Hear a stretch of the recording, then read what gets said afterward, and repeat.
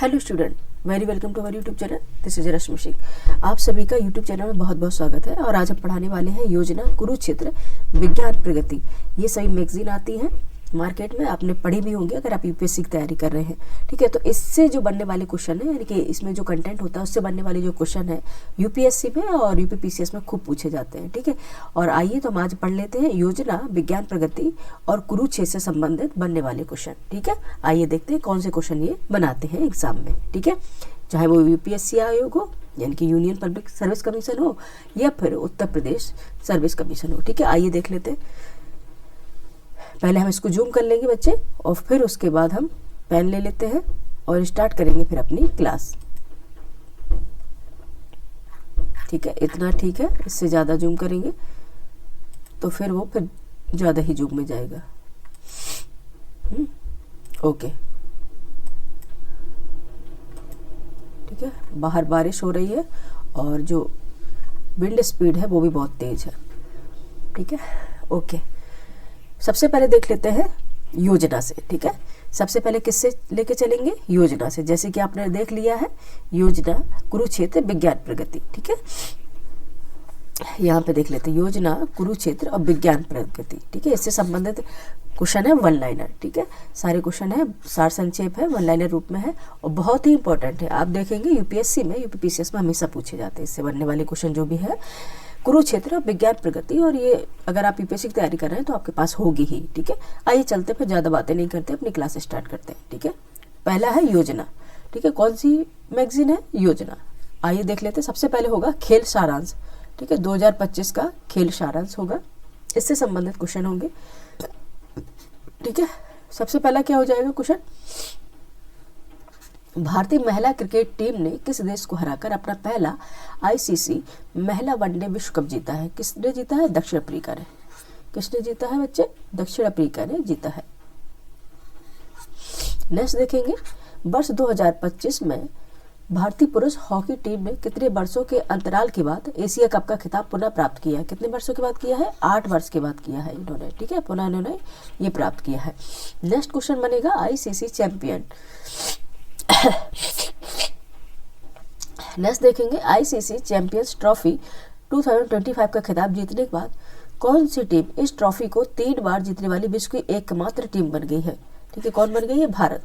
ठीक है, यानी कि कौन सी टीम बन गई? भारत बन गई। थोड़ा हमारा वॉइस में रहेगा प्रॉब्लम, एक्चुअली बहुत तेज जुकाम है और लगातार बारिश वगैरह हो रही है। नेक्स्ट देखेंगे बिहार के राजगीर में आयोजित पुरुष हॉकी एशिया कप 2025 के फाइनल में भारत ने किस टीम को पराजित किया है? ये किया है दक्षिण कोरिया को। किसको किया है बच्चे? दक्षिण कोरिया को। इस तरह से क्वेश्चन खूब पूछे जाते हैं। नेक्स्ट देखेंगे लीमा यानी कि पेरू में आयोजित जूडो जूनियर वर्ल्ड चैंपियनशिप में भारत के लिए पहला पदक जीतकर किसने इतिहास रचा है?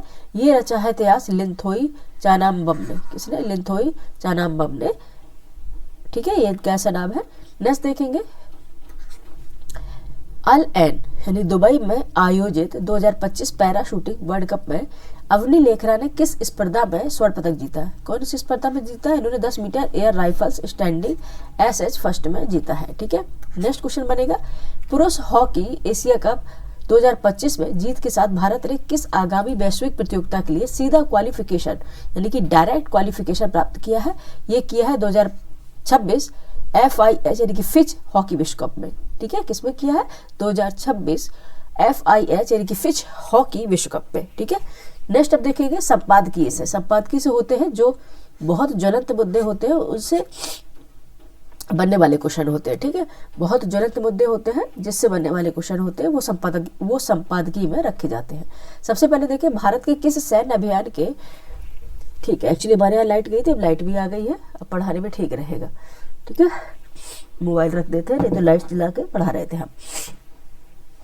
भारत के किस सैन्य अभियान ने आतंकवाद के विरुद्ध शून्य सहिष्णुता नीति को परिभाषित करते हुए आतंकवादी बुनियादी ढांचे को निष्क्रिय किया है? कौन से ऑपरेशन है? ऑपरेशन सिंदूर। कौन सा है? ऑपरेशन सिंदूर। ठीक है, नेक्स्ट देखेंगे किस मिशन की सफलता के साथ भारत ऑन ऑर्बिट डॉकिंग, ठीक है, ऑन ऑर्बिट डॉकिंग, ठीक है, ऑन ऑर्बिट डॉकिंग क्षमता हासिल करने वाला दुनिया का चौथा देश बना है? कौन सा? स्पेडैक्स। ठीक है, स्पेडैक्स मिशन। कौन सा मिशन है? स्पाइडेक्स मिशन है। ठीक है, नेक्स्ट देखते हैं, जून 2025 में ऑक्सियोम 4 वाणिज्यिक मिशन के तहत अंतर्राष्ट्रीय अंतरिक्ष स्टेशन ISS जाने वाले पहले भारतीय अंतरिक्ष यात्री कौन बने हैं? बने हैं ग्रुप कैप्टन शुभांशु शुक्ला। तो काफी उसमें भी रहे थे न्यूज में, कौन से थे? Group captain Shubhanshu Shukla ji. ठीक है, नेक्स्ट देखेंगे, नवंबर 2025 में भारतीय भूमि से प्रक्षेपित किया गया अब तक का सबसे भारी संचार उपग्रह कौन सा था? ये था CMS-03। बहुत पूछा जाता है इस तरह से क्वेश्चन, CMS-03। ठीक है, नेक्स्ट देखेंगे,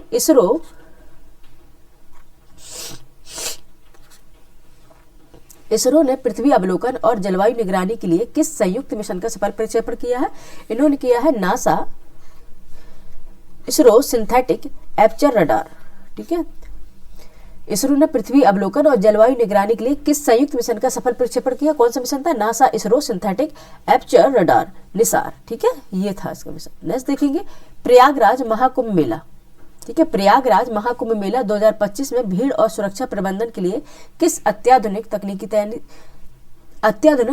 की तैनाती की गई थी? ठीक है, ये कौन सी थी? 7 स्तरीय AI, ठीक है, 7 स्तरीय AI संचालित सुरक्षा प्रणाली थी। ठीक है, नेक्स्ट देखेंगे, भारत का कौन सा अंतरिक्ष मिशन निरंतर सौर अवलोकन और वैज्ञानिक डेटा प्रदान कर रहा है? यह है आदित्य L1 मिशन। ठीक है, ये भी काफी चर्चा में था, आदित्य L1 मिशन। ठीक है, नेक्स्ट देखते हैं, स्क्रॉल कर लेते हैं और चलते हैं अपने नेक्स्ट टॉपिक पे। ठीक है, नेक्स्ट टॉपिक पे चलने से पहले स्क्रॉल करेंगे। ठीक है, आप लोगों के लिए है जिससे कि आराम से आप लोग पढ़ सके। ठीक है, जिससे ज्यादा आप लोग कहेंगे कि मैम बहुत छोटा छोटा दिख रहा है मोबाइल में, इसलिए हम जूम कर लेते हैं। ठीक है, नेक्स्ट अपनी हेडिंग इसमें है तीव्र गति से आगे बढ़ता भारत। ठीक है, इससे बनने वाले क्वेश्चन क्या हो जाएंगे, जैसे कि आप देखते हैं, निबंध लिखते हैं, और कल देख रहे थे आप लोग मेंस का एग्जाम था समीक्षा अधिकारी का, और इस तरह से और आज भी है। ठीक है, तो इस तरह से क्वेश्चन, तीव्र गति से बढ़ता भारत किस तरह से बढ़ रहा है, इससे संबंधित क्वेश्चन बनेंगे।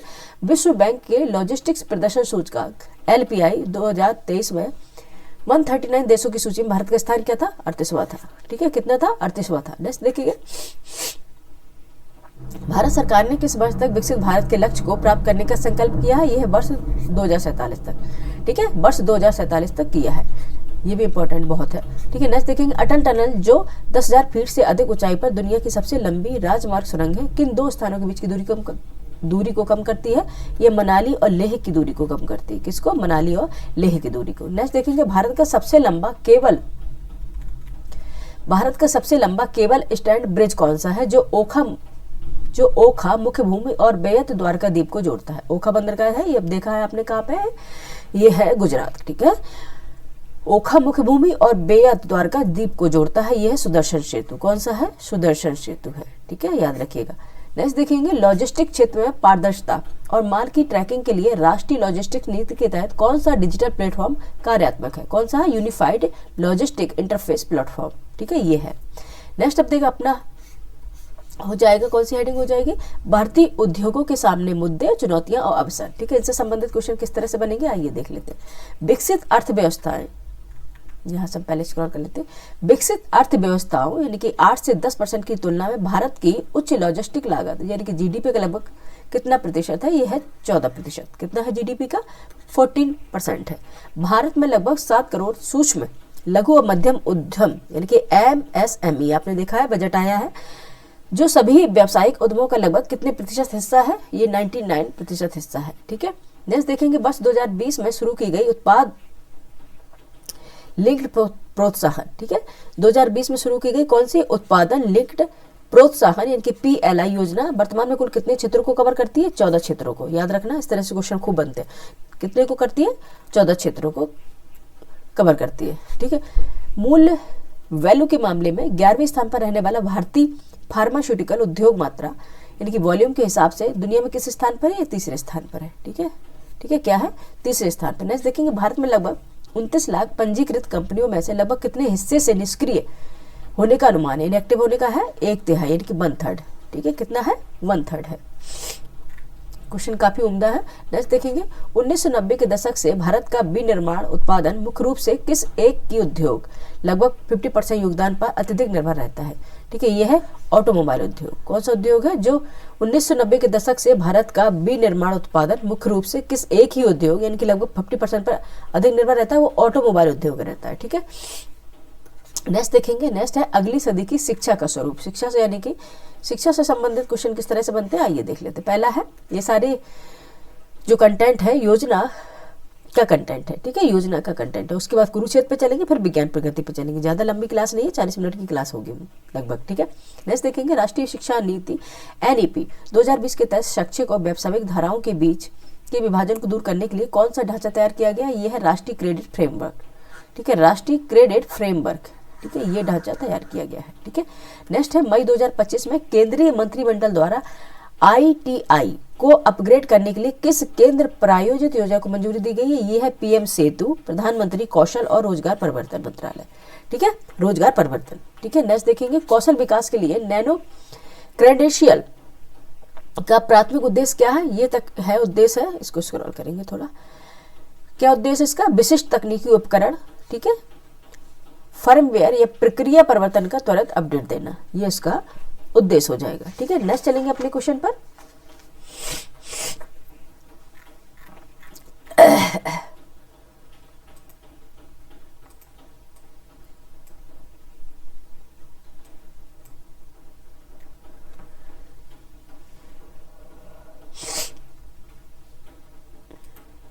हाँ, ठीक है, नेक्स्ट है व्यावसायिक शिक्षा।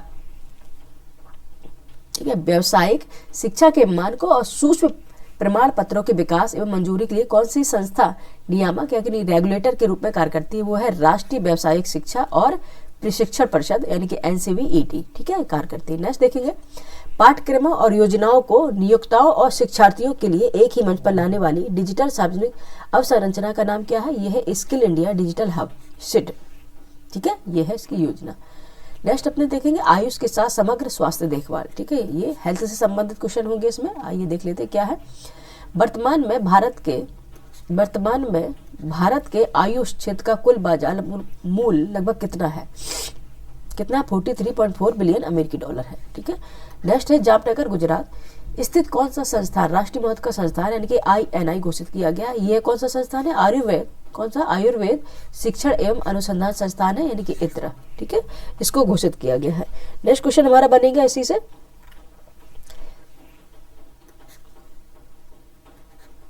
आयुष मंत्रालय और विश्व स्वास्थ्य संगठन यानी कि WHO के बीच हस्ताक्षरित समझौते के अनुसार पारंपरिक चिकित्सा को किस वर्गीकरण के तहत शामिल किया गया है, वो कौन सी चिकित्सा है, अंतर्राष्ट्रीय स्वास्थ्य हस्तक्षेप वर्गीकरण। ठीक है, कौन से है, अंतर्राष्ट्रीय स्वास्थ्य हस्तक्षेप वर्गीकरण यानी कि ICHI। ठीक है, नेक्स्ट देखेंगे किस अंतर्राष्ट्रीय संगठन के सहयोग से 17 से 19 दिसंबर 2025 को भारत मंडपम में दूसरा पारंपरिक चिकित्सा वैश्विक शिखर सम्मेलन आयोजित किया गया, वो है विश्व स्वास्थ्य संगठन। ठीक है, किसके द्वारा, विश्व स्वास्थ्य संगठन के द्वारा। नेक्स्ट देखेंगे कार्यस्थल पर योग ब्रेक। ठीक है, कार्यस्थल पर योग ब्रेक कार्यक्रम को किस सरकारी डिजिटल लर्निंग प्लेटफॉर्म पर शीर्ष प्रदर्शन करने वाले पाठ्यक्रम के रूप में मान्यता मिली है, यह है IGOT यानी कि कर्मयोगी भारत। ठीक है, IGOT यानी कि कर्मयोगी भारत, IGOT कर्मयोगी भारत। नेक्स्ट देखेंगे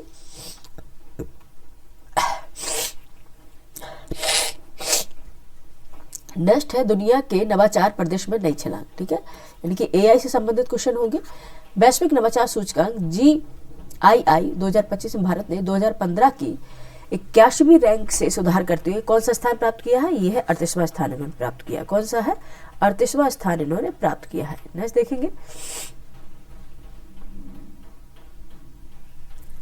देखेंगे जनवरी 2016 में शुरू हुए स्टार्टअप इंडिया कार्यक्रम के तहत मान्यता प्राप्त स्टार्टअप्स की संख्या 500 बढ़कर वर्तमान में कितनी हो गई है, ये 1.61 लाख से अधिक हो गई है। ठीक है, नेक्स्ट क्वेश्चन देखेंगे वित्त वर्ष 2023-24 में बैंकों की कुल वसूली में दिवालिया और दिवालियापन संहिता IBC का योगदान कितने प्रतिशत है, ये लगभग 48% है। कितना परसेंट है, लगभग 48% है। नेक्स्ट देखेंगे अनुसंधान राष्ट्रीय अनुसंधान फाउंडेशन ANRF की स्थापना कुल कितने करोड़ रुपए के विस्तृत वित्त पोषण मॉडल के साथ की गई है? ये है 50,000 करोड़ रुपए के मॉडल के साथ।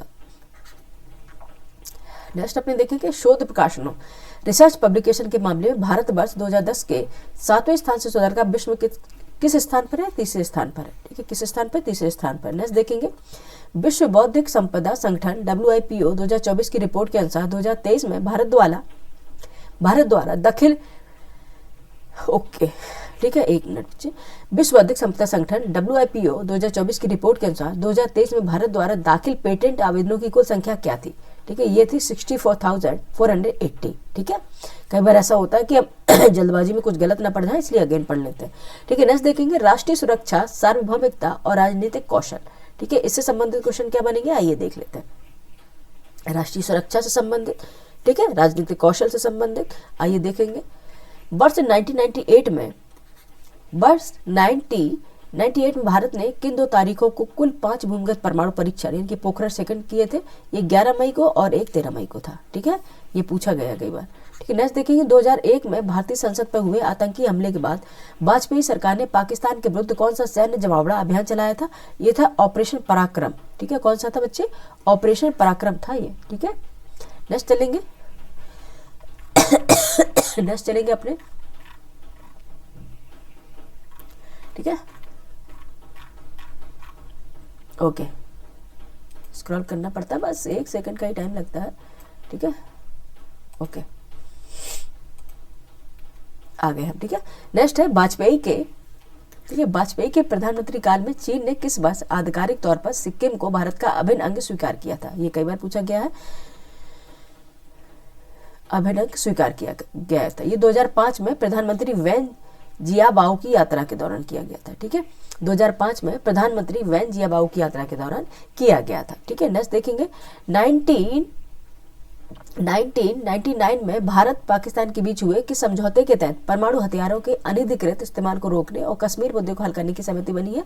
ये कौन सी संधि है? लाहौर संधि है। ठीक है, कौन सी है? लाहौर संधि है। वर्ष 2004 में भारत और अमेरिका के बीच सामरिक सहयोग के लिए किस महत्वपूर्ण समझौते की घोषणा की है?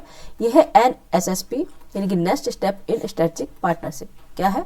NSSP यानी कि next steps in strategic partnership. ठीक है, रविंद्र जैन संगीत की दृष्टि। ठीक है, रविंद्र जैन संगीत की दृष्टि यानी कि ये एक टॉपिक रहा है और इससे संबंधित क्वेश्चन क्या रहे हैं देख लेते हैं। रविंद्र जैन को किस वर्ष पद्मश्री पुरस्कार से सम्मानित किया गया है? ये 2015 में किया गया है। ठीक है, नेक्स्ट देखेंगे रविंद्र जैन द्वारा संगीतबद्ध प्रसिद्ध टेलीविजन धारावाहिक रामायण का प्रसारण किस वर्ष हुआ था? ये 1987 से लेकर 1988 के बीच हुआ था।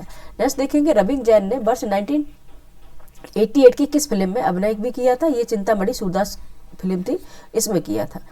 नेक्स्ट देखिए रविंद्र जैन ने लगभग कितने फिल्मों और धारावाहिकों के लिए बैकग्राउंड संगीत इनकी पार्श्व संगीत तैयार किया था? ये 150 फिल्मों के लिए किया था। ठीक है, बात होती है 150 फिल्मों में संगीत तैयार करना एक, ठीक है, बड़ी बात होती है। नेक्स्ट देखेंगे निसार अंतरिक्ष से विज्ञान धरती पर प्रभाव। ठीक है, निसार तो जानते हैं आप क्या है? वेधशाला है। अंतरिक्ष से विज्ञान और धरती पर प्रभाव क्या पड़ रहा है, कहाँ पे इसका इंपॉर्टेंस है, इससे संबंधित क्वेश्चन है। ये सारे एक टॉपिक दिए रहते हैं, उन टॉपिक से कितने क्वेश्चन बन सकते हैं वो क्वेश्चन हम लेकर आए हैं। ठीक है, नेक्स्ट देखेंगे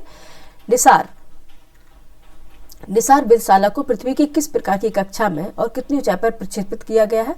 ये सूर्य समकालिक ध्रुवीय कक्षा है यानी कि SSPO। ठीक है, और 747 किलोमीटर की ऊंचाई पर इसे स्थापित किया गया है। ठीक है, नेक्स्ट देखेंगे निसार उपग्रह पूरे विश्व का मानचित्र यानी मैपिंग कितने दिनों के अंतराल पर पूर्ण करने की क्षमता रखता है? ये 12 दिन। ठीक है, कितने दिन में? 12 दिन में रखता है। किसी प्राकृतिक आपदा की स्थिति में निसार प्रणाली घटना के कितने घंटों के भीतर डेटा वितरित करने में सक्षम है? 5 घंटे के भीतर। ठीक है, नेक्स्ट हमारा क्वेश्चन हो जाएगा निशान मिशन में उपयोग की जाने वाली वह कौन सी उन्नत तकनीकी है जो विश्व में पहली बार 240 किलोमीटर के श्वेत को उच्च रिजोल्यूशन में कैप्चर करने के लिए इस्तेमाल की गई है? कौन सी वो तकनीकी है बताइए? वो है स्वीप SAR। ठीक है, स्वीप SAR जिसे बोलते हैं, ठीक है, स्वीप SAR टेक्निक। नेक्स्ट देखेंगे निसार वेधशाला में किन 2 अलग अलग फ्रीक्वेंसी बैंड्स के सिंथेटिक एपर्चर रडार यानी कि SAR का उपयोग किया जाता है? ये L बैंड है और S बैंड है। ठीक है, नेक्स्ट देख लेते हैं निसार उपग्रह में लगे उस रिफ्रैक्टर का व्यास कितना है जिसे अंतरिक्ष में सफलतापूर्वक तैनात किया गया है? 12 मीटर है। ठीक है, और निसार अंतरिक्ष यान को किसी प्रक्षेपित यान से, ये आधा क्वेश्चन है, इसको हम कट कर देते हैं, ठीक है, पूरा क्वेश्चन ही नहीं दिया है। नेक्स्ट देखेंगे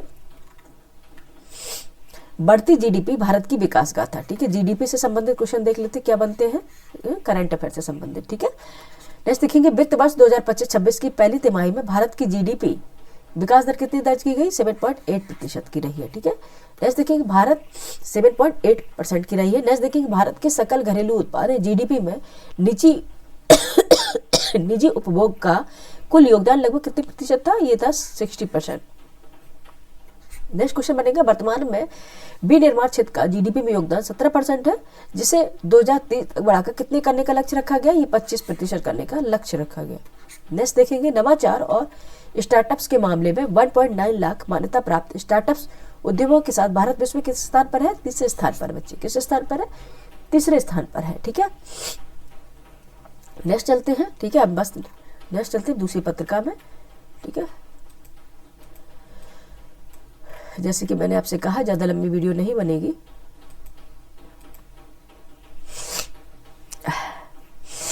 ठीक है, नेक्स्ट क्वेश्चन हमारा क्या था बच्चे, वित्त वर्ष 2024-25 में इंफ्रास्ट्रक्चर के लिए सरकार का सार्वजनिक निवेश यानी कि पूंजीगत व्यय लगभग कितना पहुंच गया है, ये पहुंच गया 11 लाख करोड़ रुपए। इस तरह पीसीएस में क्वेश्चन खूब बनते हैं, ठीक है। नेक्स्ट देखिए भारत की पंचामृत प्रतिबद्धता के अनुसार वर्ष 2030 तक कितने गैर जीवाश्म ऊर्जा क्षमता स्थापित करने का लक्ष्य है, 500 गीगावाट, ठीक है। ये पीसीएस में क्वेश्चन आते हैं, ठीक है, आप लोग अच्छे से रिवाइज कर लीजिए, फिर बाद में मत बोलिएगा कि क्वेश्चन आए और हमने करवाए नहीं, ठीक है, ये हम नहीं सुनेंगे फिर, ठीक है। नेक्स्ट देखेंगे ऑपरेशन सिंदूर एकजुट शक्ति का निर्माण, ठीक है। ऑपरेशन सिंदूर काफी छाया हुआ है और आपने इसका जिक्र उसमें भी सुना है, बजट में भी, कल जैसे कि बजट पेश हुआ था, ठीक है, कल नहीं परसों हुआ था, ठीक है, परसों जो बजट पेश हुआ था उसमें जिक्र हुआ है, ठीक है। तो ऑपरेशन सिंदूर से संबंधित क्वेश्चन आपको भी देख लेने हैं। पहलगाम आतंकी हमले के प्रतिशोध में भारत द्वारा 7 मई 2025 को कौन सा सैन्य अभियान शुरू किया गया था, ये सभी जानते हैं, क्या कौन सा था बच्चे, ऑपरेशन सिंदूर था, ठीक है, ऑपरेशन सिंदूर था। नेक्स्ट देखेंगे ऑपरेशन के दौरान वास्तविक समय यानी कि रियल टाइम में खतरे की पहचान और आकलन के लिए भारत की किस रणनीति ने मुख्य भूमिका निभाई, वो थी एकीकृत कमान और नियंत्रण रणनीति यानी कि ICCS, ठीक है। नेक्स्ट क्वेश्चन बनेगा भारतीय वायुसेना ने पाकिस्तान के किन 2 प्रमुख एयरबेस पर बेहद असरदार हवाई ऑपरेशन किए हैं, ये कौन से एयरबेस थे, नूर खान और रहीम यार खान एयरबेस था, ठीक है, नूर खान और रहीम यार खान एयरबेस था। नेक्स्ट देखेंगे हवाई क्षेत्र की रक्षा के लिए स्वदेशी रूप से विकसित किस सतह से हवा में मार करने वाली मिसाइल प्रणाली का उपयोग किया गया है, ये किया गया आकाश का, ठीक है, आकाश का सतह से हवा में मार करने वाली विकसित सतह से हवा में मार करने वाली मिसाइल है ये आकाश, ठीक है। नेक्स्ट देखेंगे वायुसेना के स्तरीय रक्षा ग्रिड में किन 2 विरासत यानी कि लेगेसी प्लेटफॉर्म को प्रभावित ढंग से तैनात किया गया, ये कौन सी है, पिकोरा है, ठीक है, और OSAA है, ठीक है, ये है प्लेटफॉर्म है। नेक्स्ट देखेंगे पाकिस्तानी ड्रोन हमलों का मुकाबला करने के लिए थल सेना द्वारा कंधे से दागे जाने वाले किन हथियारों का प्रयोग किया गया है, यह है man portable air defence system, man pets जिसे बोलते हैं यानी कि man portable air defence system इसका फुल फॉर्म होगा, ठीक है, इंपॉर्टेंट है ये बच्चे सारे। नेक्स्ट देखेंगे हवाई संपत्तियों के वास्तविक समय के समन्वय के लिए वायुसेना की किस प्रणाली ने महत्वपूर्ण कार्य किया है, यह है एकीकृत वायु कमान और नियंत्रण प्रणाली यानी कि IACCS, ठीक है, क्या है IACCS। अब नेक्स्ट चलेंगे अपने कौन से मैगजीन पर, कुरुक्षेत्र पर। हमने आपको योजना का करवा दिया है, ठीक है, योजना का करवा दिया, आप कुरुक्षेत्र पर आ गए हैं, ठीक है। कुरुक्षेत्र से संबंधित क्वेश्चन देख लेते हैं यानी कि कुरुक्षेत्र में जो कंटेंट आया उसका सार पूरा निकाल के क्वेश्चन बनाए गए हैं, ठीक है, और वो क्वेश्चन खूब पूछे जाते हैं बच्चे एग्जाम में। सबसे पहले संपादकीय देख लेते हैं, जो ज्वलंत मुद्दे रहे हैं जिससे क्वेश्चन बहुत ज्यादा बनेंगे। फर्स्ट है खादी को वर्तमान में वैश्विक स्तर पर किस प्रकार के आधुनिक फैशन के रूप में पहचाना गया, यह ग्रीन फैशन, इंपॉर्टेंट हो गया ना बच्चे, कौन सा फैशन के रूप में इसे पहचाना गया, ग्रीन फैशन। नेक्स्ट क्वेश्चन हमारा बनेगा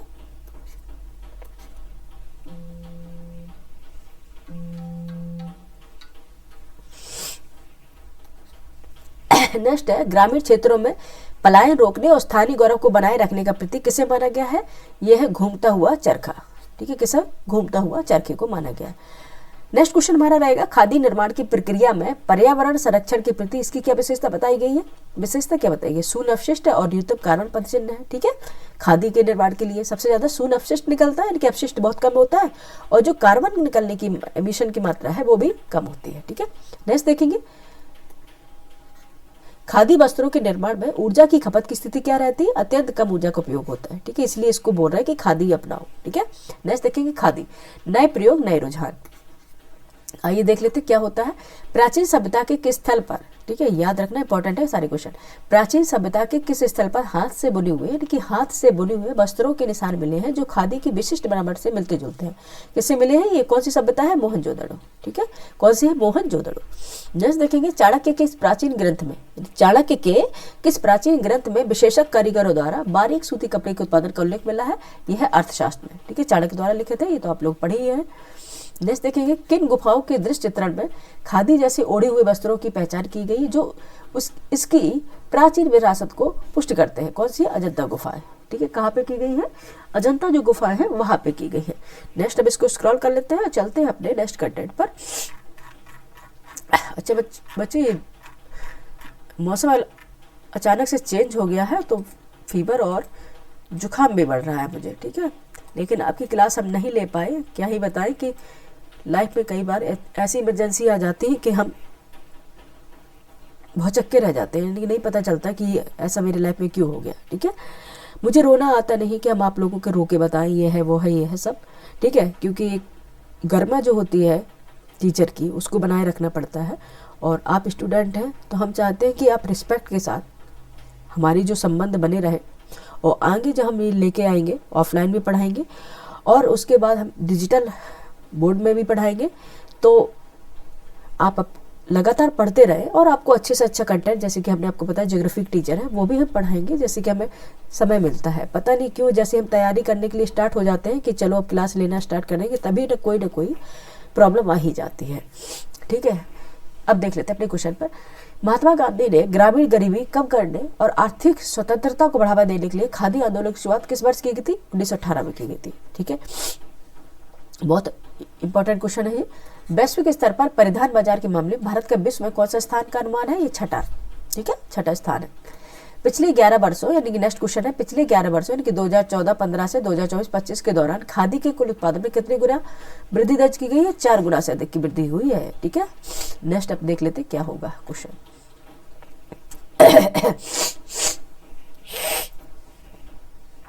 नेक्स्ट है खादी नवाचार, स्टार्टअप्स, उद्यम और भारत का सतत भविष्य। ठीक है, ये टॉपिक थे और उससे बनने वाले क्वेश्चन आइए देख लेते हैं।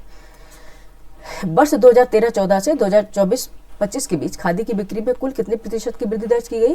ये 447% की। ठीक है, नेक्स्ट देखेंगे, खादी क्षेत्र में कार्यरत कुल कारीगरों में महिलाओं की भागीदारी कितने प्रतिशत से अधिक है? ठीक है, देखो 80% से अधिक है। ठीक है, प्रधानमंत्री रोजगार सृजन कार्यक्रम यानी कि PMEGP के तहत अब तक कितनी नई इकाइयां स्थापित की गई हैं? यानी 10.18 लाख। ठीक है, ठीक है, एस्पायर योजना का मुख्य उद्देश्य क्या है? क्या है? नवाचार है, ग्रामीण उद्योग और उद्यमिता को बढ़ावा देना, जैसा कि कृषि और ग्रामीण और MSME में बढ़ावा देने की बात उन्होंने बजट में भी कही है। नेक्स्ट देखते हैं, पिछले दशकों में यानी कि पिछले दशक में खादी क्षेत्र के कुल रोजगार में कितने प्रतिशत की वृद्धि हुई है? 49.23% की। नेक्स्ट देखिए, खादी के क्षेत्र में स्फूर्ति योजना का पूर्ण रूप क्या है? ठीक है, स्फूर्ति जो योजना है उसका फुल फॉर्म क्या होगा? इसका फुल फॉर्म है पारंपरिक उद्यमों के यानी कि पारंपरिक उद्योगों के पुनरुद्धार हेतु निधि योजना। पारंपरिक उद्योगों के पुनरुद्धार हेतु निधि योजना। नेक्स्ट देखेंगे, खादी क्षेत्र में ISEC योजना के तहत संस्थानों को कितने प्रतिशत रियायती ब्याज दर पर ऋण प्रदान किया गया है? 4%। ठीक है, कितने परसेंट पर? 4% पर। नेक्स्ट देखिए, ग्रामीण अर्थव्यवस्था को मजबूती करती खादी। ठीक है, ग्रामीण अर्थव्यवस्था को मजबूत करती खादी, ये है टॉपिक और इससे बनने वाले क्वेश्चन आइए देखें। भारत सरकार के लक्ष्यों के अनुसार किस वर्ष तक भारतीय अर्थव्यवस्था को 7 खरब यानी कि 7 ट्रिलियन डॉलर बनने का लक्ष्य रखा गया है? ये वर्ष 2023 तक रखा गया है। बहुत इंपॉर्टेंट ये क्वेश्चन हो जाता है। भारत सरकार के लक्ष्य के अनुसार किस वर्ष तक भारतीय अर्थव्यवस्था को 7 खरब यानी कि 7 ट्रिलियन डॉलर बनने का लक्ष्य रखा गया है? वर्ष 2023 तक यानी कि 2030 तक 2030 तक रखा गया है। ठीक है, नेक्स्ट देखेंगे, खादी और ग्रामोद्योग आयोग अधिनियम 1956 के अनुसार खादी की परिभाषा में कौन सी 3 प्रकार के धागे शामिल है? एक तो सूती है, रेशमी है और ऊनी है। ठीक है, कॉटन का है, रेशम का है और उलन का है। ठीक है, ये 3 धागे शामिल हैं। नेक्स्ट देखिए, वैश्विक स्तर पर ब्रांड खादी की पहचान सुरक्षित करने के लिए केवीआईसी ने कितने देशों में इसके प्रतीक चिन्ह यानी कि लोगों का पंजीकरण किया है? ये कितने देश हैं? 31 देशों के साथ। ठीक है, नेक्स्ट देखेंगे, खादी क्षेत्र में रोजगार के मामले में 31 मार्च 2024 की स्थिति के अनुसार भारत का कौन सा राज्य शीर्ष पर है? उत्तर प्रदेश है। ठीक है, कौन सा है? उत्तर प्रदेश है। ठीक है, खादी क्षेत्र में रोजगार के मामले में उत्तर प्रदेश शीर्ष पर है। ठीक है, याद रखिएगा। नेक्स्ट देखेंगे, खादी गौरवशाली अतीत से उज्जवल भविष्य की ओर, ये टॉपिक है और इससे संबंधित क्वेश्चन है। खादी और ग्रामोद्योग आयोग केवीआईसी द्वारा खादी उत्पादों के त्वरित विवरण के लिए किस वर्ष ई कॉमर्स पोर्टल शुरू किया गया है? ये क्या है? वर्ष 2021 के लिए। ठीक है, नेक्स्ट देखेंगे, खादी को एक विश्वव्यापी और टिकाऊ ब्रांड के रूप में स्थापित करने के लिए खादी उत्कृष्टता केंद्र COE के कहाँ स्थापित किया गया? ये किया है NIFT दिल्ली में। ठीक है, नेक्स्ट हम क्वेश्चन देखेंगे, क्या है? खादी संस्थानों के संस्थागत ढांचे को मजबूत करने के लिए विकसित ई पोर्टल का नाम क्या है? यह है कि KIMIS खादी संस्थान प्रबंधन एवं सूचना प्रणाली है।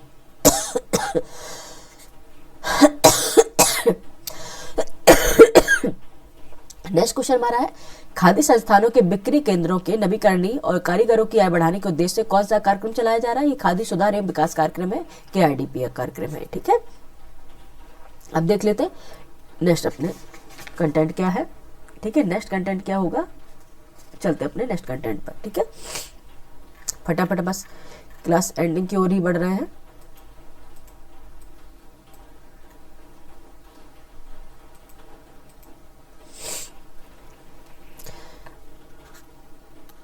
ठीक है, खादी ग्रामोद्योग विकास योजना यानी कि KGVY के अंतर्गत आने वाले दो मुख्य उपघटक कौन से हैं? ये कौन से घटक है? ये खादी विकास योजना KVY और ग्रामोद्योग विकास योजना है GVY। ठीक है, नेक्स्ट देखेंगे, खादी की वैश्विक अपील और ब्रांड छवि को बढ़ाने के लिए हाल में चलाए गए राष्ट्रीय अभियान का नाम क्या है? ये है make the world wear khadi. ठीक है, इंपॉर्टेंट हो जाता है, make the world wear khadi. ठीक है, नेक्स्ट देखेंगे, खादी की डिजिटल क्रांति, इससे संबंधित क्वेश्चन क्या बनेंगे? ठीक है, ये सारे टॉपिक वाइज देते हैं उसमें मैगजीन में, फिर उससे बनने वाले क्वेश्चन निकाल के पूरा सार संग्रह दिखाते हैं। ठीक है, नेक्स्ट देखिए, खादी और ग्रामोद्योग आयोग KVIC का कुल कारोबार वर्ष 2014-15 के 1000 करोड़ रुपए से बढ़कर वर्ष 2025 कितने मूल्य तक पहुंच गया? ये 1.70 लाख करोड़ रुपए तक पहुंच गया है। नेक्स्ट है, कोविड-19 महामारी के दौरान दुकानों के बंद होने के बावजूद खादी की ऑनलाइन बिक्री में कितने प्रतिशत की वृद्धि दर्ज की गई है? ये 300% की वृद्धि दर्ज की गई थी। नेक्स्ट देखिए, ग्राहकों को घर बैठे या देखने की सुविधा देने के लिए कि परिधान उन पर कैसा लगेगा, खादी अब किस तकनीक का उपयोग कर रही है? ये वर्चुअल ट्राई ऑन। ठीक, कौन सा है? वर्चुअल ट्राई ऑन यानी AI आधारित। नेक्स्ट देखेंगे, डिजिटल मार्केटिंग इंपॉर्टेंट है ये। नेक्स्ट देखेंगे, डिजिटल मार्केटिंग और ई कॉमर्स के विस्तार के कारण खादी के अंतर्राष्ट्रीय ऑर्डरों में कितने प्रतिशत की बढ़ोतरी हुई है? 450% की। ठीक है, नेक्स्ट देखेंगे, खादी में बुनी सांस्कृतिक कहानियाँ। ठीक है, खादी में बुनी सांस्कृतिक कहानियाँ, ये है टॉपिक और इससे बनने वाले क्वेश्चन सारे खादी से ही है। ठीक है, खादी और ग्रामोद्योग आयोग, ठीक है, KVIC का कुल कारोबार वर्ष 2014-15 के 1000 करोड़ रुपए से बढ़कर वर्ष 2025 कितने मूल्य तक हो गया? 1.70 लाख करोड़। ये रिपीटेड हो गया। जैसे कि कोविड-19 महामारी के दुकानों के बंद होने के बावजूद खादी की ऑनलाइन बिक्री में कितने प्रतिशत की वृद्धि दर्ज की गई? 300%। ये भी रिपीटेड है। नेक्स्ट देखेंगे, डिजिटल मार्केटिंग और ई कॉमर्स के विस्तार के कारण खादी के अंतर्राष्ट्रीय ऑर्डरों में कितने % की बढ़ोतरी हुई? 450% की। ये भी रिपीटेड है क्वेश्चन। ठीक है, नेक्स्ट देखेंगे, वित्तीय एक मिनट, इसको हम नीचे से पढ़ेंगे। वित्तीय सहयोग से सशक्त होता खादी उद्योग। ठीक है, इस खादी उद्योग से संबंधित क्वेश्चन है ये और इससे पूछे जाते हैं, इसलिए टेक्सटाइल इंडस्ट्री से क्वेश्चन तो पूछे ही जाते हैं, हमेशा पूछे जाते हैं। लाइट गई है, एक्चुअली हम लाइट जला लेते हैं एक बार। ठीक है, क्या ही बताएं, बार बार लाइट जा रही, पानी इतना बरसेगा तो लाइट तो जाएगी ही। नेक्स्ट देखेंगे, प्रधानमंत्री रोजगार सृजन कार्यक्रम PMEGP के तहत विनिर्माण क्षेत्र यानी कि मैन्युफैक्चरिंग सेक्टर की परियोजनाओं के लिए अधिकतम ऋण सीमा कितनी निर्धारित की गई? बताओ कितनी निर्धारित की है? 50 लाख रुपए। कितनी है बच्चे? 50 लाख रुपए। नेक्स्ट देखेंगे, खादी उत्पादों के प्रचार और विपणन के लिए शुरू की गई बाजार संवर्धन और विकास सहायता MBDA योजना में पूर्ववर्ती के शब्द को अब तक MMDM से प्रतिस्थापित कर दिया गया है। ये बाजार विकास सहायता MDA के माध्यम से। नेक्स्ट हमारा क्वेश्चन क्या रहेगा, पीएमईजीपी योजना के तहत भावी उद्यमियों को ऋण सहायता प्रदान करने के लिए भारत सरकार ने अब तक कुल कितनी मार्जिन मनी सब्सिडी आवंटित की है? ये की है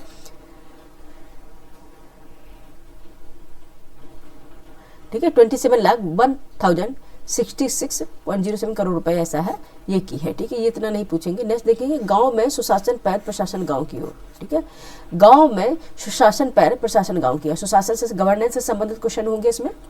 आइए देख लेते हैं। राष्ट्रीय स्तर पर प्रशासन गांव की ओर अभियान की शुरुआत किस तिथि को की गई है? ये 20 दिसंबर 2021 को की गई है। ठीक है, 20 दिसंबर 2021 को की गई थी।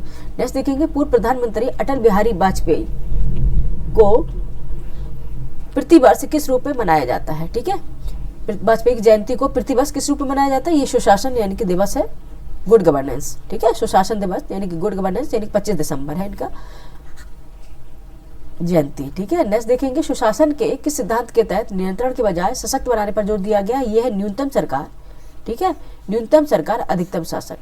ठीक है, न्यूनतम सरकार हो अधिकतम शासन हो। ठीक है, नेक्स्ट देखेंगे, आपने देखा है कि टाइम पहले क्यों लग जाता था? क्योंकि एक से दूसरे तक फाइल पहुंचने में, ठीक है, सिस्टम इतना बड़ा होता था कि एक से दूसरे में फाइल पहुंचने में जब तक आपको महीनों लग जाते थे। मतलब है सरकार न्यूनतम हो, सीमित हो, लेकिन शासन अधिकतम हो। ठीक है, नेक्स्ट देखेंगे, ग्रामीण सुशासन के 5 प्रमुख स्तंभों में से कौन सा स्तंभ पंचायती राज संस्थाओं को निर्णय लेने की शक्ति देने पर केंद्रित है? वो है विकेंद्रीकृत शासन। क्या है? विकेंद्रीकृत शासन। नेक्स्ट देखेंगे, स्क्रॉल कर लेते हैं फटाफट, फिर लास्ट अपनी जो रहेगी विज्ञान प्रगति उस पर चलते हैं। ठीक है, और उस तरह से अपना क्लास एंड करेंगे।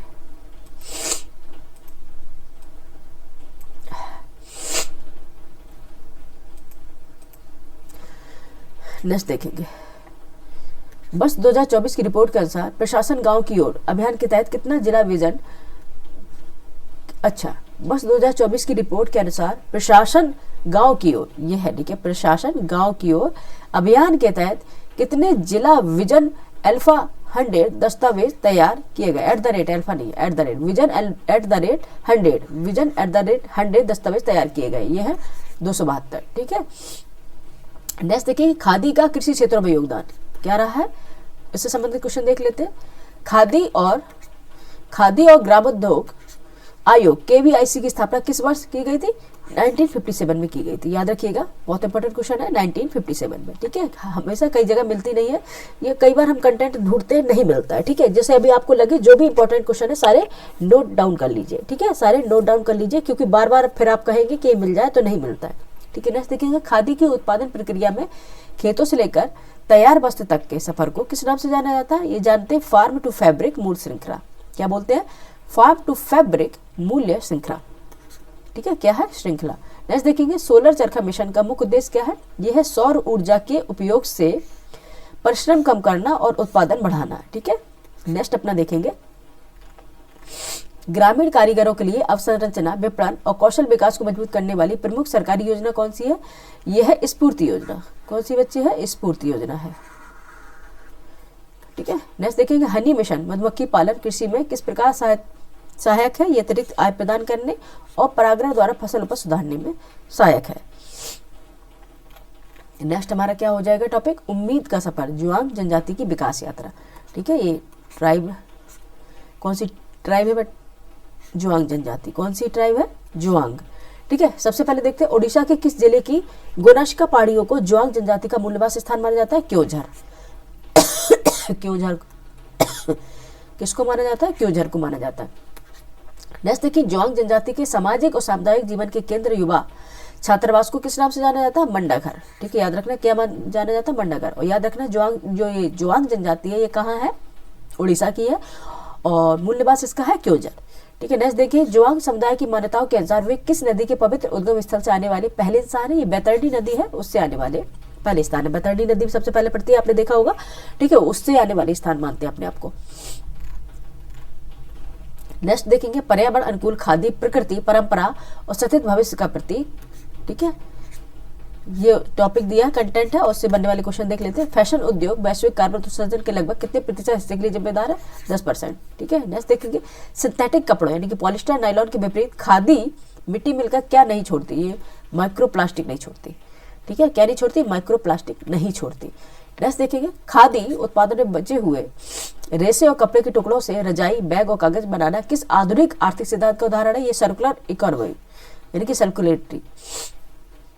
नेक्स्ट देखेंगे, खादी के रेशों यानी कपास, ऊन, रेशम की वह कौन सी विशेषता है जिससे वह उपयोग के बाद मिट्टी में पूरी तरह घुल मिल जाते हैं? यह है बायोडिग्रेडेबिलिटी। ठीक है, बायोडिग्रेडेबिलिटी। ठीक है, यानी कि पूरी तरह से कंपोस्ट हो जाते हैं। नेक्स्ट देखेंगे, महिला सशक्तिकरण, खादी गर्मा, स्वतंत्रता, आत्मनिर्भरता का आधार। ठीक है, खादी में क्या क्या हो सकता है, महिला के लिए क्या है, आइए देख लेते हैं। खादी एवं ग्रामोद्योग आयोग KVIC की रिपोर्ट के अनुसार वर्तमान कुल खादी कारीगरों में महिलाओं की हिस्सेदारी कितने प्रतिशत है? यह भी बता दिया 80% है, यानी कि 4/5 हिस्सा है। ठीक है, 4/5 हिस्सा इसका है, 4/5।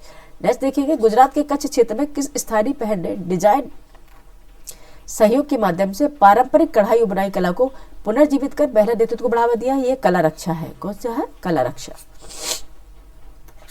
नेक्स्ट क्वेश्चन बन जाएंगे, पिछले 3 वर्षों के दौरान खादी कारीगरों के वेतन में कितने प्रतिशत की उल्लेखनीय वृद्धि हुई? ये 100%। ठीक है, कितने परसेंट की हुई है? 100% की उल्लेखनीय वृद्धि दर्ज की गई है। ठीक है, नेक्स्ट अपने चलते हैं विज्ञान प्रगति पर। ठीक है, 2 मैगजीन कंप्लीट हो गई, अब हम चलते हैं अपने विज्ञान प्रगति पर।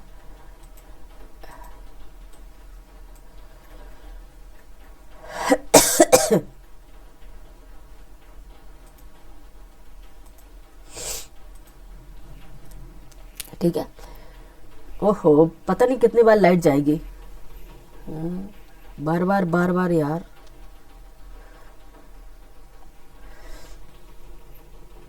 ठीक है, नेक्स्ट कौन सा है हमारा? विज्ञान प्रगति। 2 हो गए, कम योजना कुरुक्षेत्र, संपादकीय यानी कि अपनी बात। ठीक है, सबसे जो करंटली मुद्दे होते हैं वो इनमें शामिल होते हैं, ज्वलंत मुद्दे जो होते हैं वो इनमें शामिल किए जाते हैं। वर्ष 2025 में आयोजित होने वाला India international science festival IISF इस महोत्सव का कौन सा संस्करण है? ये 11वां संस्करण है। ठीक है, कौन सा है? 11वां संस्करण है। नेक्स्ट देखेंगे, IISF 2025 की मुख्य विषय वस्तु इनकी थीम क्या निर्धारित की गई है? ये है विज्ञान से समृद्धि और आत्मनिर्भर भारत। नेक्स्ट क्वेश्चन बनेगा, IISF 2025 का आयोजन किन तिथियों के मध्य किया जा रहा है? ये 6 से 9 दिसंबर 2025 के मध्य किया गया था। IISF मंच किन 2 मुख्य तत्वों के संगम पर आधारित समाधान सुझाता है? ये नवाचार यानी कि इनोवेशन और जिम्मेदारी। नेक्स्ट क्वेश्चन देखेंगे, IISF 2025 किन क्षेत्रों में अनुसंधान की सीमाओं को आगे बढ़ाने और रोजमर्रा की जरूरतों को पूरा करने पर केंद्रित है? ये कौन सा है? क्लीन एनर्जी, खेती, डिजिटल इनोवेशन और हेल्थ टेक्नोलॉजी। ठीक है, आइए देख लेते हैं नेक्स्ट टॉपिक पर, नोबेल पुरस्कार 2025। ठीक है, यानी कि नोबेल जो पुरस्कार मिले हैं 2025 में किनको किनको मिले हैं, आइए देख लेते हैं। वर्ष 2025 का रसायन विज्ञान का नोबेल पुरस्कार किन 3 वैज्ञानिकों को धातु कार्बनिक ढांचे MOFS के विकास के लिए यानी कि डेवलपमेंट के लिए दिया गया है? वो है सुसुमु किटागावा। ठीक है, याद रखना, सुसुमु किटागावा, ओमार M यागी और रिचर्ड रॉबसन। याद रखना किनको किनको मिला है? सुसुमु किटागावा, ओमार M यागी और रिचर्ड धातु कार्बनिक ढांचे के लिए दिया गया। ये भी याद रखना किसके लिए दिया गया, क्योंकि ये दोनों ही पूछ लेते हैं। नेक्स्ट देखेंगे, मेटल ऑर्गेनिक फ्रेमवर्क की बजाय मेटल ऑर्गेनिक फ्रेमवर्क्स की वह कौन सी विशिष्ट विशेषता है जो उन्हें 1 ग्राम पदार्थ में फुटबॉल के मैदान जितना क्षेत्र प्रदान करती है? कौन सा अत्यधिक उच्च आंतरिक सतह क्षेत्र है? ठीक है, यानी कि आप देखेंगे तो 7000 वर्ग मीटर प्रति ग्राम से अधिक है। नेक्स्ट देखेंगे, ओमार M यागी द्वारा प्रतिपादित वह कौन सा रसायन विज्ञान है जिसमें आणविक निर्माण खंडों को पूर्वान्वयी ढंग से संयोजित किया गया है? कौन सा है? यह है रेटिकुलर रसायन विज्ञान। ठीक है, नेक्स्ट क्वेश्चन है, भौतिकी का नोबेल पुरस्कार 2025 प्राप्त करने वाले वैज्ञानिकों ने किस प्रक्रिया के माध्यम से यह सिद्ध किया है कि बड़े सर्किट भी क्वांटम व्यवहार कर सकते हैं? कौन सा है? Macroscopic quantum tunnelling, MQT। ठीक है, नेक्स्ट हम क्वेश्चन देखेंगे, कौन सा है? क्वांटम सर्किट बनाने की सबसे बुनियादी इकाई यानी कि बिल्डिंग ब्लॉक किसे माना जाता है? जो दो सुपरकंडक्टरों के बीच एक पतली इंसुलेटर परत बनी है, यह जोसेफसन, कौन सी है, जोसेफसन जंक्शन आईपीएक्स सिंड्रोम। कौन सा है, Josephson junction IPX syndrome. Next देखेंगे स्वास्थ्य की राह में औषधि का संघ, स्वास्थ्य की राह में औषधि का संघ, ठीक है, ये टॉपिक है, उससे बनने वाले क्वेश्चन देखेंगे।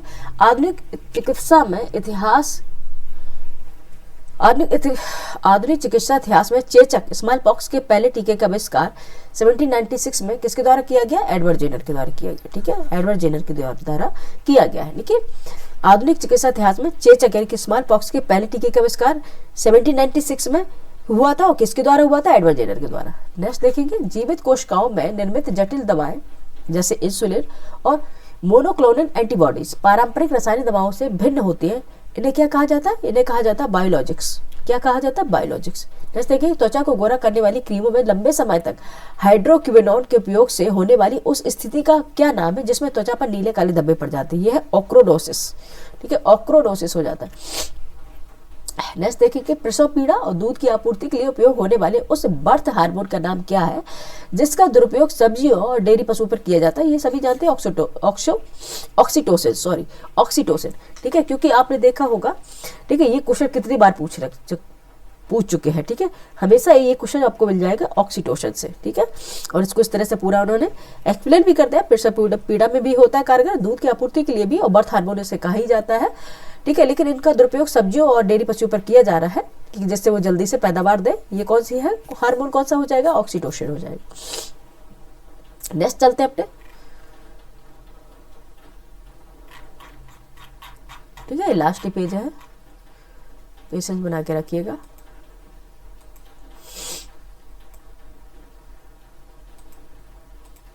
ठीक है, नेक्स्ट देखेंगे शैवाल उद्योग की प्रगति में CSIR के प्रयास, शैवाल एल्गे, ठीक है, एल्गे फंजाई, आपने देखा होगा शैवाल का क्या इसमें भूमिका है, उससे बनने वाले क्वेश्चन देख लेते हैं। संयुक्त राष्ट्र के FAO यानी फाओ की रिपोर्ट के अनुसार, संयुक्त राष्ट्र के फाओ की रिपोर्ट के अनुसार वर्ष 2020 में वैश्विक समुद्री शैवाल उत्पादन कितने पहुंच गया, 36 मिलियन टन। नेक्स्ट है भूरे समुद्री शैवाल यानी कि सारगैसम में कौन सा प्रमुख पॉलीसैकेराइड पाया जाता है जिसका उपयोग फार्मास्यूटिकल और खाद्य उद्योग में जेलिंग एजेंट के रूप में होता है, ये एल्जिनेट होता है, एल्जिनेट होता है। ठीक है, एल्जिनेट होता है। नेक्स्ट देखिए लाल समुद्री शैवाल से प्राप्त हुआ कौन सा हाइड्रो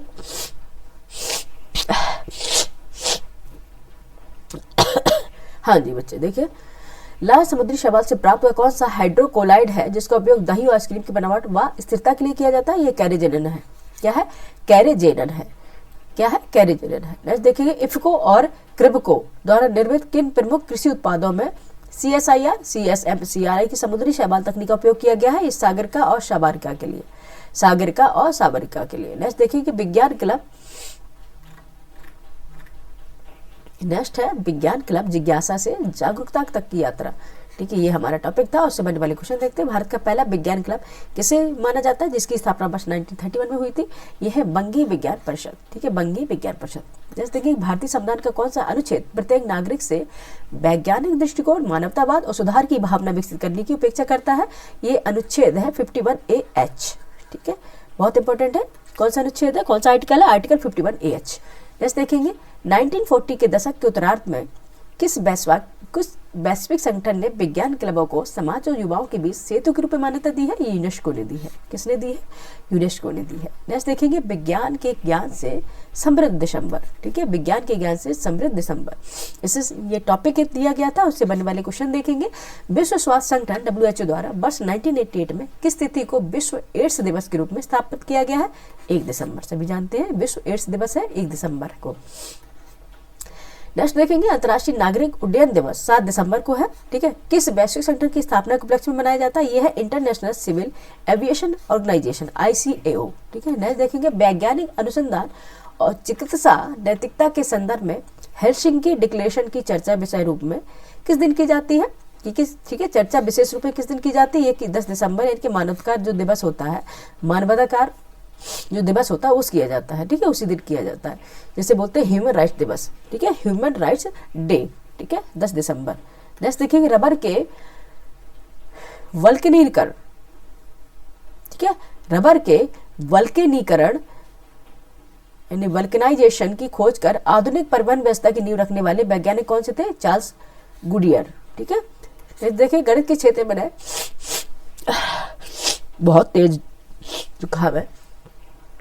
गणित के क्षेत्र में यूक्लिड की पारंपरिक ज्यामिति की चुनौती देते हुए अयूक्लिडी ज्यामिति का विकास किसने किया है? ये किया है निकोलाई लोबाचेवस्की ने। ठीक है, नाम ऐसे है, दोबारा से पढ़ लीजिए।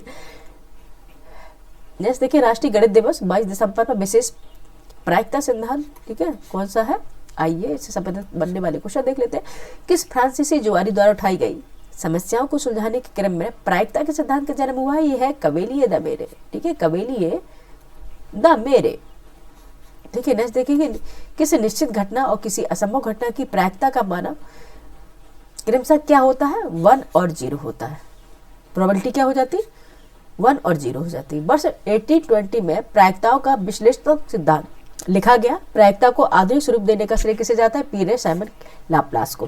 ठीक है, पियरे साइमन लाप्लास को जाता है। ठीक है, अब चलते हैं अपने लास्ट पेज की ओर और फिर करते हैं एंड। अब ये लास्ट पेज है, आपको 2 पेज में इसलिए लगता है क्योंकि इसको हमें जूम करके आधा आधा इस तरह से पढ़ाना पड़ता है। ठीक है, नेक्स्ट देखेंगे।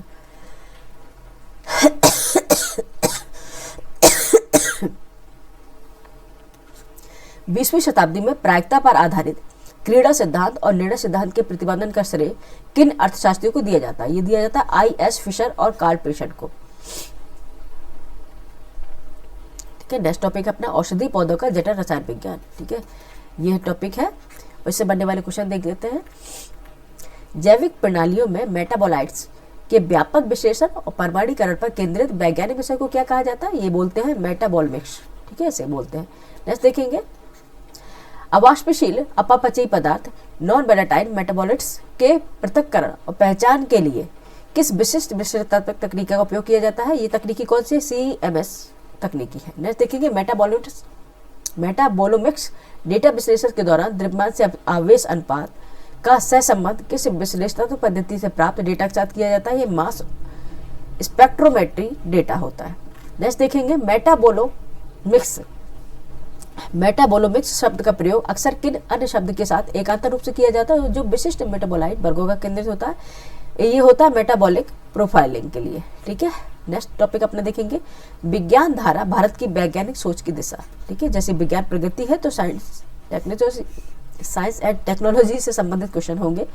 ठीक है, नेक्स्ट देखेंगे विज्ञान धारा योजना किस 3 प्रमुख क्षेत्रों की योजनाओं को एकीकृत करके बनाई गई है? ये क्षमता निर्माण, शोध एवं विकास R&D और नवाचार एवं प्रौद्योगिकी विकास को। ठीक है, नेक्स्ट देखेंगे विज्ञान धारा योजना आधारित। विज्ञान धारा योजना आधिकारिक तौर पर किस तिथि से लागू हुई है? ये 16 जनवरी 2025 से। नेक्स्ट क्वेश्चन देखेंगे विज्ञान धारा योजना के शोध और विकास R&D घटक को किस नए राष्ट्रीय फाउंडेशन का रूप बनाया गया है? ये राष्ट्रीय अनुसंधान फाउंडेशन ANRF। नेक्स्ट देखेंगे शाई मांगो जर्नल एंड कंट्री रैंक 2023 के अनुसार वैज्ञानिक प्रकाशनों के मामले में भारत विश्व में किस स्थान पर? 30वें स्थान पर है। अपना नेक्स्ट क्वेश्चन देख लेते हैं। वर्ष 2023 में भारत ने कुल कितने वैज्ञानिक प्रकाशन किए जो चीन और अमेरिका के पास सर्वाधिक है? ये आपने देख लिया 3,06,647। ठीक है, जहां रेल पहुंचती है बादलों तक। ठीक है, इससे संबंधित क्वेश्चन देख लेते हैं, यानी कि ट्रेन से संबंधित यानी कि ट्रांसपोर्टेशन से संबंधित क्वेश्चन होंगे, यातायात से संबंधित।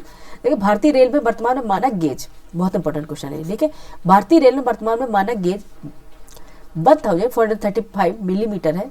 शायद कुल कितने प्रकार के गेज संचालित है? ये 5 प्रकार के, पहले 4 थे, 5 हो गए। बड़ी लाइन, मीटर गेज, 2 प्रकार के नैरो गेज और मानक गेज। ठीक है, याद रखिएगा, बड़ी लाइन, मीटर गेज, 2 प्रकार के नैरो गेज और मानक गेज है। नेक्स्ट देखिए कश्मीर घाटी रेलवे में स्थित भारतीय रेल की बड़ी लाइन ब्रॉड गेज का सबसे ऊंचा रेलवे स्टेशन कौन सा है? यह हिला शाह आबाद है। कश्मीर घाटी में हिला शाह आबाद है। ठीक है, इसकी ऊंचाई इतनी है। नेक्स्ट देखिए 20 फरवरी 2024 के बाद से पीर पंजाल को पीछे छोड़कर भारतीय रेल की सबसे लंबी रेलवे सुरंग कौन बन गई है? ये बन गई है T50 सुरंग। लंबाई इसकी 12.775 मिलीमीटर। नेक्स्ट क्वेश्चन देखेंगे दार्जिलिंग हिमालयन रेलवे में स्थित घूम रेलवे स्टेशन की समुद्र तल की ऊंचाई कितनी है? ठीक है, ये 7,407 फीट है। और मीटर में देखेंगे 2,257.65 मीटर। अच्छा, इस तरह से इसकी। नेक्स्ट देखिए, आधुनिकता के साये में पर्यावरण एवं स्वास्थ्य।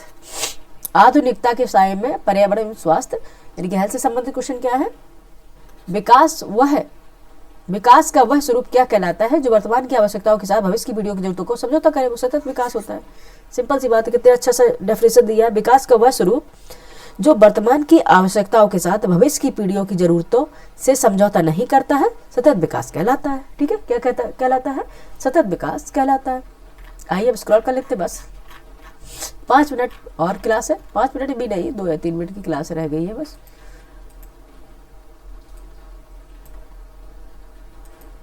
ठीक है, शहरी क्षेत्र में हरियाली की कमी और कंक्रीट के विस्तार के कारण तापमान में होने वाली असमान वृद्धि को किस समस्या से जोड़ा गया है? ये हीट स्ट्रोक और अर्बन हीट आइलैंड प्रभाव है। ठीक है, ये उत्तराखंड का वह कौन सा ऐतिहासिक आंदोलन है जिसने यह सिद्ध किया कि सामुदायिक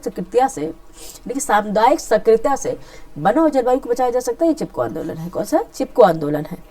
ठीक है, नेक्स्ट देखिए कि नोबेल पुरस्कार विजेता सर रिचर्ड जे रॉबर्टसन के साथ साक्षात्कार। ठीक है, इनसे इंटरव्यू है, उससे संबंधित क्वेश्चन बने हैं, वो देखो आप कैसे बने हैं, देख लेते हैं। सर रिचर्ड जे रॉबर्टसन, ठीक है, सर रिचर्ड जे रॉबर्टसन को वर्ष 1993 में किस वैज्ञानिक खोज के लिए फिजियोलॉजी मेडिसिन के क्षेत्र में नोबेल पुरस्कार से सम्मानित किया है? ये RNA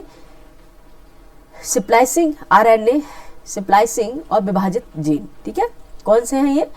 sir Richard J Roberts. ठीक है, ये इनका नाम है। नेक्स्ट देखिए, सर रिचर्ड रॉबर्ट्स ने नोबेल पुरस्कार किसके साथ साझा किया है? ये फिलिप एलन शॉर्प के साथ साझा किया है। नेक्स्ट देखेंगे, नेक्स्ट क्वेश्चन हो जाएगा हमारा क्या?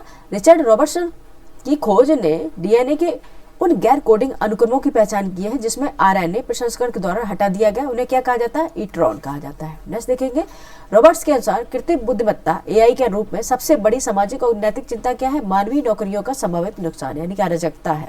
ये सभी जानते हैं कि अगर एआई ज्यादा आ गया, रोबोट्स का ज्यादा प्रयोग हुआ तो क्या हो जाएगी? नौकरियां जाएंगी। ठीक है, और मानवों के लिए हानिकारक होगा, यानी कि जो ह्यूमन सिविलाइजेशन है वो खतरे में आ जाएगी।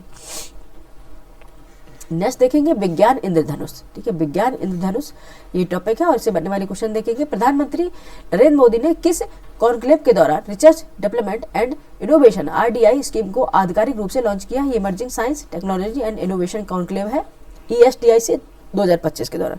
हाल ही में भारतीय वैज्ञानिकों ने गेहूं के पौधे में किस नई विरासत यानी कि हेरिटेबिलिटी की खोज की है जो रोगों से लड़ने में सहायक है? यह माइक्रोबायोम विरासत है। ठीक है, नेक्स्ट देखेंगे, नवंबर 2025 में एशियाई भूगोल सम्मेलन ACG 2025 का आयोजन किस भारतीय विश्वविद्यालय में किया गया? जामिया मिलिया इस्लामिया विश्वविद्यालय नई दिल्ली में।